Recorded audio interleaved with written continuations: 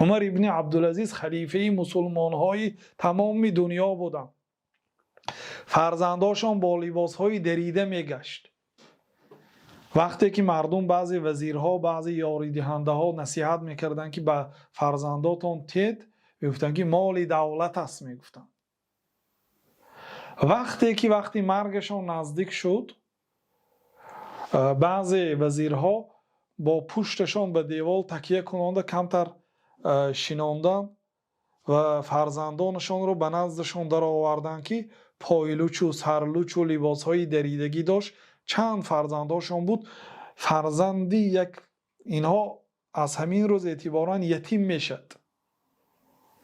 شاید گفتن در همین حالتش رحم کند و وصیت کند که برای اینها از دولت، از پول دولت داده شود. گفته رحم کردند بعضی وزیرها، نه برای نزدیک شدن به خلیفه چون که مرده ایستاده است دیگه حاجت نزدیک شدن ندارد، لیکن به همین کودکایی که پدرش خلیفه مسلمان ها است و اینها زندگی فقیرانه داشت، در آوردن همین بچه های قطار کردن در روبروی عمر ابن عبدالعزیز.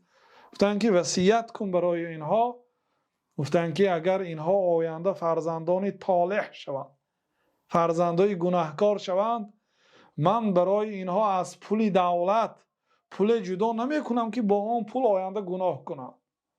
اگر آینده اینها فرزندان صالح شدنی باشند، فالله یتولی الصالحین، الله تعالی از پی صالحان است. الله تعالی صالحان را ضایع نمی کند. اینا آینده صالح شوند، الله نگاه و بین اینها هست. اگر آینده اینها گناهکار باشند، من از پول دولت برای اینها برای گناهشان پول نمیدهم. گفتند وصیت نکرده از دنیا گذشتند.